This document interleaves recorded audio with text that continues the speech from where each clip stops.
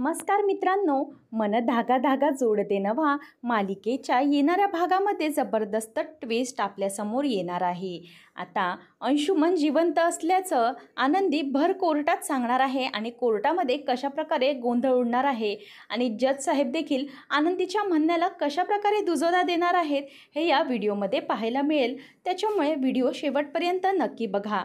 आनंदीने घरी सांगितलेलं असतं की मी अंशुमन जिवंत आहे असं काहीही कोर्टात सांगणार नाही। सार्थकला तिने तसं प्रॉमिसही केलेलं असतं। कोर्टाच्या केसच्या आदल्या दिवशी आनंदीला रात्री झोप लागत नसते। तिने सगळं काम आवरलेलं असतं। दुसऱ्या दिवशी काहीतरी नाश्ता हवा त्याच्या तयारीसाठी ती किचनमध्ये जाते। तेवढ्यातच तिला बाहेरून कोणीतरी दिसतं म्हणून ती बाहेर जाते आणि तिला त्या मुलाचं बोलणं देखील आठवतं की तुमच्या घराच्या बाहेर अंशुमन भेटेल। आनंदी तिथे बाहेर येते तेव्हा अंशुमन दिसतो। तो म्हणतो की मी माझ्या बायकोला भेटायला आलेलो आहे।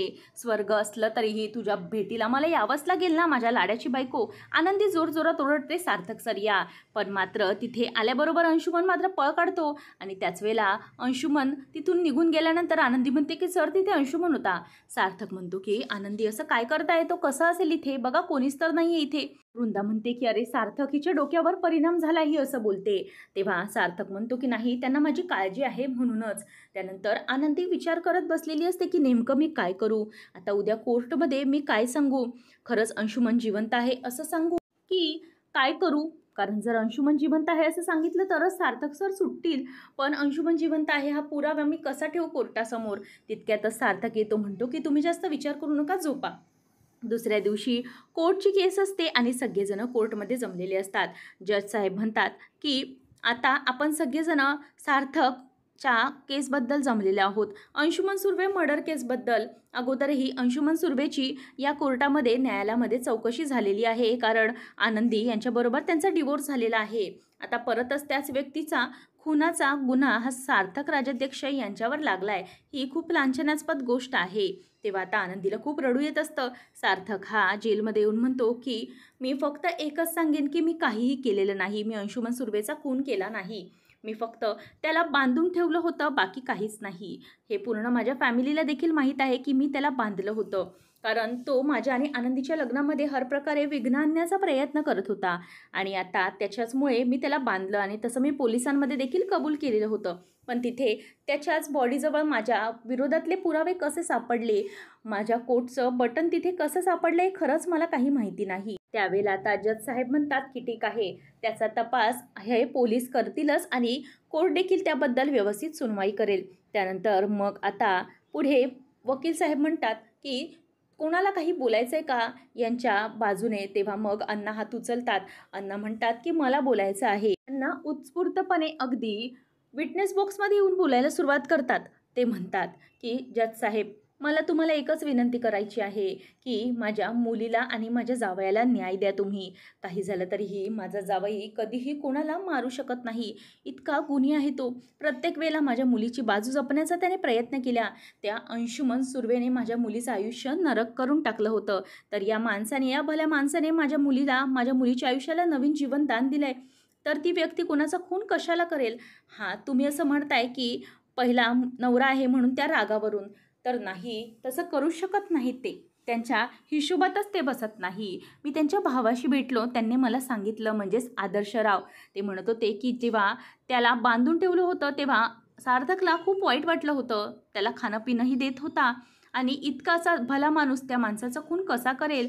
त्याचनंतर इथे वृंदा म्हणायला लागते की बघितलं का, यांना बांधलेलं सगळं अगोदरपासून माहीत होतं आणि सुद्धा तिला कुजबूज करण्यापासून थांबवते, कारण कोर्टात तसा आवाज मान्य नसतो। नंतर इथे केदार आणि रेश्मा म्हणतात की सार्थकची आज पूर्ण वाट लागणार आहे, कारण आपण असा त्याच्या विरोधात वकीलच पेरलेला आहे।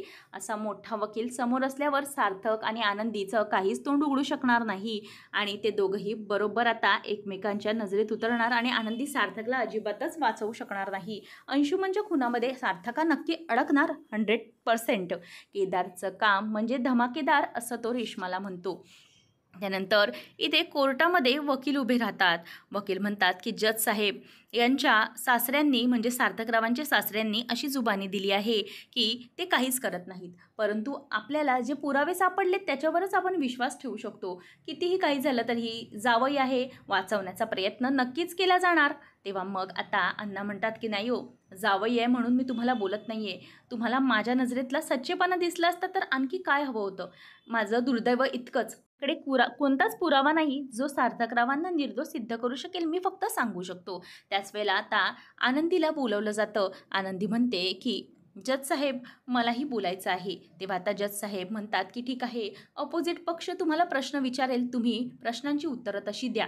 तेव्हा आता आनंदी म्हणते की हो मी तयार आहे. आनंदीला विचारलं जाते की तुमचं लग्न असताना अंशुमन तुम्हाला भेटायला आला होता का? आनंदी म्हणते की नाही, तो मला भेटायला तर नाही आला होता, पण मेहंदीच्या दिवशी त्याने बाईचा वेश घेऊन माझ्याकडे आला होता आणि त्यानंतरच सार्थक सरांनी त्याचा बंदोबस्त केला होता, त्याला डांबलं होतं आणि त्याने मला लग्नात आमच्या हळदीत देखील धमकी दिली की तो सार्थकला काहीतरी करेल. सार्थक सरांना मारण्याची धमकी त्याने दिली होती आणि या सगळ्या गोष्टींना कंटाळून सार्थक सर आणि आदर्श सर यांनी त्या अंशुमनला बांधून ठेवलं होतं.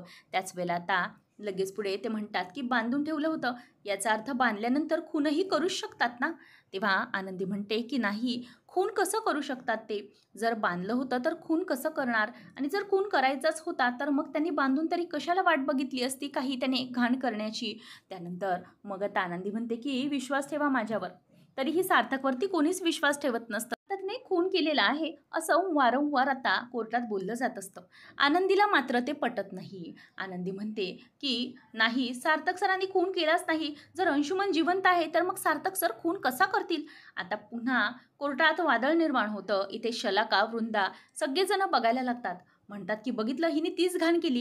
हिला सांगितलं होतं आपण की काही बोलू नकोस, तरीही बोलली. वृंदा पुटपुटते की झालं सुद्धा, आता राज्याध्यक्षांच्या बदनामीची सुरुवाती झाली. बघ आता मीडियामध्ये काय छापून येते ते.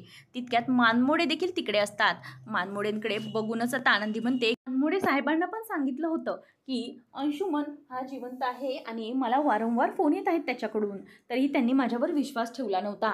तेव्हा आता जज साहेब म्हणतात की अहो, कसा विश्वास ठेवेल तुमच्यावर कोणी? आणि कारण अंशुमन जो मेला आहे त्यालाच तुम्ही म्हणताय की तो जिवंत आहे, तर ते कसं शक्य आहे? मानमोडेंना जज साहेब विचारतात की मानमोडे याच्यावर तुम्हाला काही बोलायचं आहे का?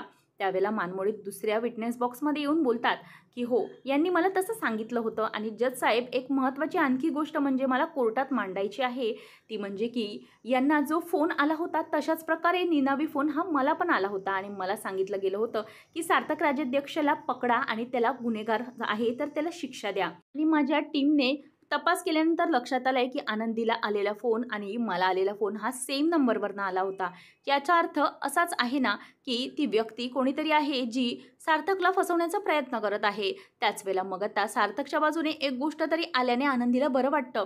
आनंदी म्हणते की मानमोडे साहेब, तो दुसरा तिसरा कोणी नसून अंशुमनच आहे. मी तुम्हाला सांगते ना, त्या अंशुमनचा आवाज मी ओळखू शकते. तेव्हा लगेचच वकील म्हणतात की ऑर्डर ऑर्डर, हे बघा सगळ्यांनी जरा शांत बसा आणि त्या काय म्हणतात याच्याकडे आपण लक्ष देऊया. तेव्हा जोशी वकील म्हणतात की माझ्या क्लायंट जे काही म्हणतायत ना त्याच्यात तथ्य तर असूच शकतं, कारण त्यांना सारखा सारखा तो अंशुमन दिसला आहे. अगोदर दूधवाल्याच्या वेशात, नंतर मग बाहेर आणि नंतर आता त्यांच्या घराच्या बाहेर काल रात्री. इतका वेळा एखादी व्यक्ती असू शकते आणि वेडेपणा तर नक्कीच नसेल, कारण त्यांनी तर समोर माणसाला पाहिलेलं होतं. तर अपोजिशनचा पक्ष म्हणतो की नाही, वेडेपणा असू शकतो, कारण अंशुमनची तेवढी भीतीच होती त्या आनंदीच्या मनात, म्हणूनच तर हे सगळं झालं असेल. आता अण्णा आणि मालतीच्या डोळ्यात पाणी यायला लागतं आणि त्यांना वाईट वाटू लागतं की आपल्या मुलीला कोर्टामध्ये वेडं सिद्ध केलं जाते. जज साहेब म्हणतात की नाही, हे बघा काहीतरी नक्कीच आहे, पण तुम्ही म्हणताय तर त्यात तथ्य असेल असा आम्ही विश्वास ठेवतोय. आणि एक काम करा, तुमच्याकडे पुरावे असले पाहिजेत की अंशुमन कसा जिवंत आहे ते. तेव्हा मग आनंदी प्रश्न उठवते की सर, पोस्टमॉर्टमची रिपोर्ट पण आले नाहीत, त्या रिपोर्टवरनं सिद्ध होऊ शकतं की तो अंशुमन नाही आहे. प्लीज मी तुम्हाला विनंती करते की त्या बॉडीचं पोस्टमॉर्टम केलं पाहिजे, जेणेकरून तो अंशुमन नाही किंवा आहे हे सिद्ध होईल.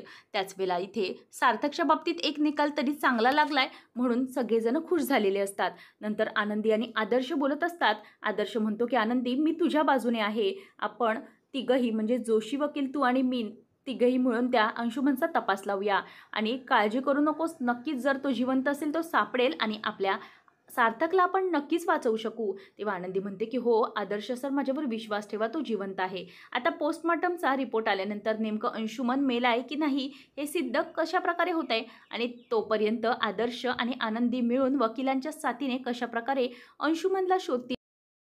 ज्यावेळेला सार्थकला एक पॉईंट मिळालेला असतो जेणेकरून आनंदी ही खरं बोलते हे त्याला कळतं, तेव्हा त्याला खूपच आनंद होतो. आणि अंशुमन हा जिवंत असल्यामुळे सगळ्यांनाच एक प्रकारे धक्का बसलेला असतो आणि जर तसं झालंच तर आपला सार्थक हा नक्कीच सुटेल असा विश्वास हा आदर्शने कुटुंबाला दिलेला असतो. आदर्श, आनंदी व सार्थक तिघे मिळूनही वकिलांच्या साठीने कशा प्रकारे अंशुमनचा पर्दाफाश करतील हे पाहणं रंजकतेचं ठरणार आहे. अशाच मालिकांचे अपडेट जाणून घेण्यासाठी आजच आपल्या चॅनलला सबस्क्राईब नक्की करा.